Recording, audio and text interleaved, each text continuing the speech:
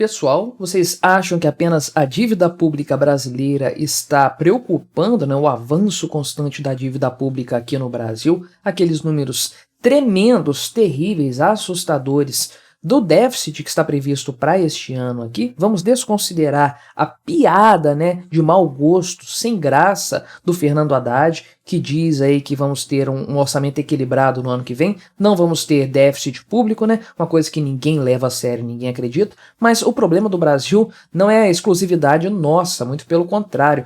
Temos coisas do tipo aí, problemas com dívida pública e dívidas de forma geral, assim, empresas, famílias e governos, enfim, o problema da dívida é endêmico no mundo todo e olha só, a dívida global acumulada de todos esses entes aí bateu o recorde, atingiu aí 307 trilhões de dólares, olha isso, cara, e subiu para 336% do PIB, ou seja, o que existe de dívida acumulada no mundo hoje é mais do que 3 vezes maior do que tudo o que o mundo produz em um ano, né? Vamos dar uma olhada nessa história aqui na questão da dívida, ver os números apresentados pelo Instituto Internacional de Finanças, o IIF, né, conforme está aqui na sua sigla original e tudo mais. Vamos ver aqui esses números e quem que está puxando essa conta para cima. Será que são as empresas? Será que são as famílias? Ou será que é o Estado? Vamos dar uma olhada nessa história aqui. Não se esqueça, deixe o seu like e o seu comentário neste vídeo. Se inscreva no meu canal se você ainda não for inscrito.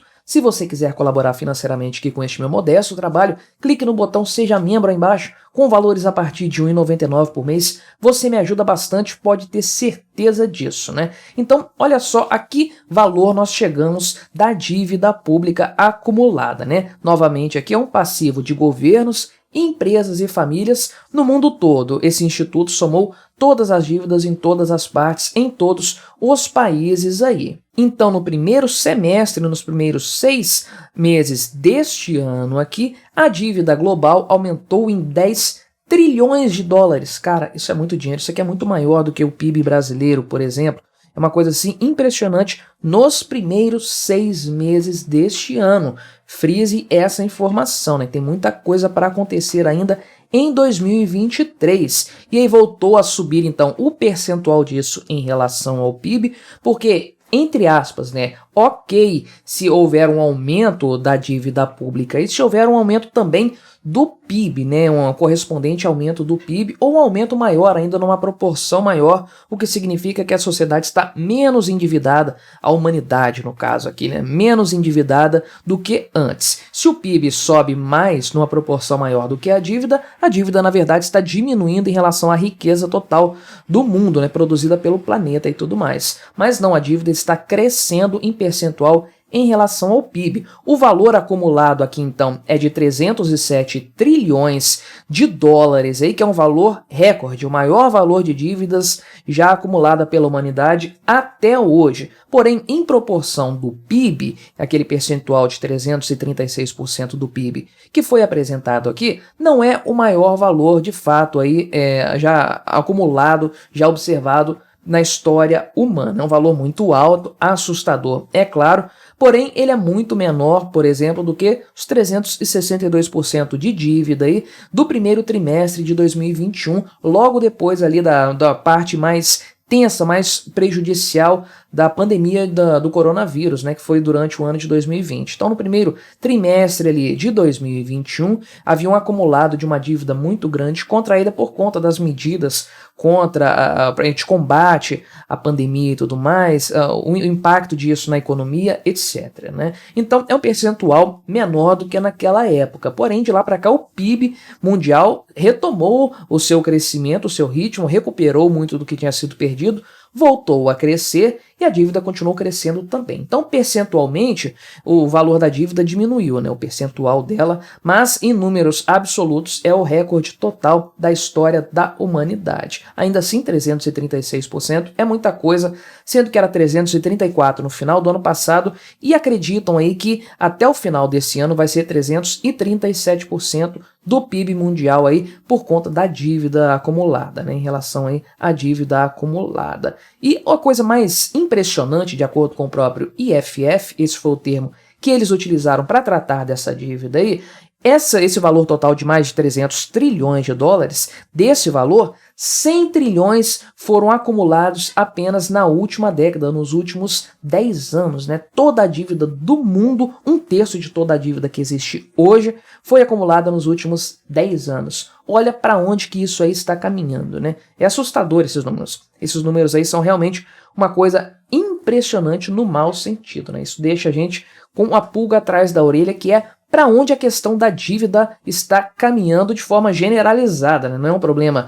da União Europeia, não é um problema dos Estados Unidos, do Brasil, é de forma generalizada. Mas quem está puxando isso para frente? Em matéria de países, é claro, Estados Unidos, Japão, Reino Unido e França são aqueles que tiveram aí uma quantidade maior de dívida, um percentual maior de dívida acumulada aí nos últimos meses, né? Então, eles estão, de fato, puxando esse cenário aí. O Japão tem uma dívida, assim, absurdamente alta, mais de 200% do PIB, se eu não me engano, aí uma coisa, assim, impagável, não tem como, uma dívida insustentável. Estados Unidos também tem uma dívida enorme e que volta e meia precisa ser aí, ter uma permissão maior para gastar dinheiro, para se endividar mais, porque realmente eles não dão conta de manter a máquina pública estatal norte-americana apenas com a arrecadação de impostos, precisam imprimir mais dívida. E a União Europeia, de forma generalizada, também está com problema de dívidas aí, uma coisa muito séria. Os países mediterrâneos têm dívidas acima de 100% do seu PIB,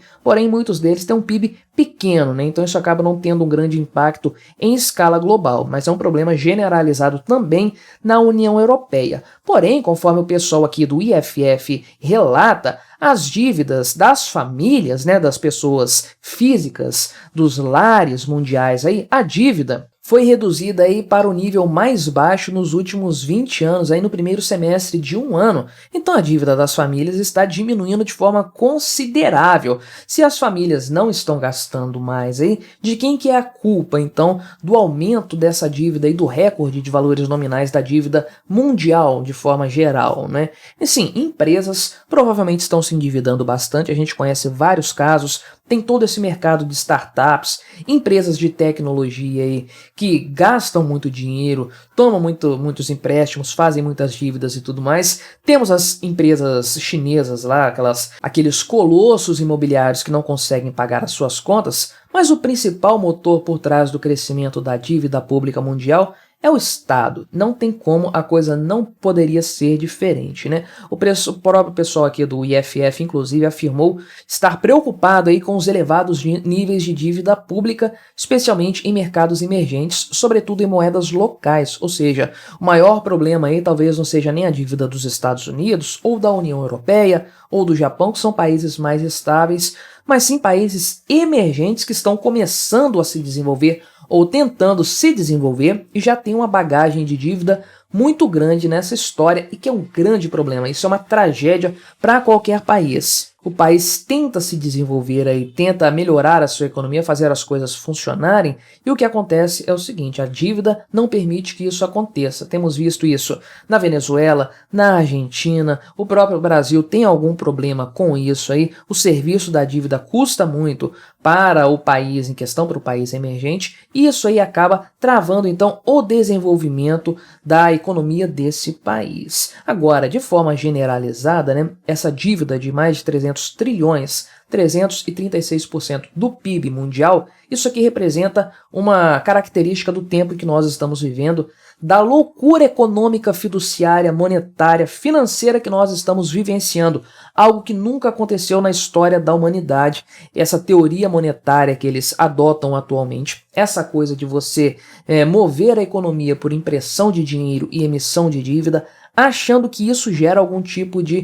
crescimento econômico. Essa experiência está mostrando aí os seus problemas maiores que vão resultar em consequências terríveis. Onde você acha que essa história da dívida aqui vai parar? Essa dívida aqui não é possível de ser paga, né? É impossível isso aqui ser quitado em algum momento. É uma dívida que eventualmente vai ser apenas rolada. E quando isso aí acontecer, né, o fato da dívida não poder ser paga, essa realidade, quando isso for percebido, de forma geral, o que vai acontecer? As pessoas vão continuar emprestando dinheiro, Esse investimento vai ser viável ainda? Vai ser rentável? Vai valer a pena deixar o dinheiro na mão do Estado para ganhar alguma coisa? A verdade é que o problema das dívidas está sobrecarregando todos os países do mundo. Eles estão com graves problemas em relação ao volume da sua dívida e a proporção dela em relação ao seu PIB. Isso é extremamente preocupante. Não sabemos aonde que isso vai dar no final das contas, né? Qual é a consequência final. O que nós sabemos é que a dívida está aumentando para todo mundo. Eventualmente cai de um ano para o outro, isso aí pode até acontecer. De forma geral, analisando ao longo das décadas, nunca houve dívidas tão grandes, tão volumosas e tão assim impagáveis como as que nós temos hoje.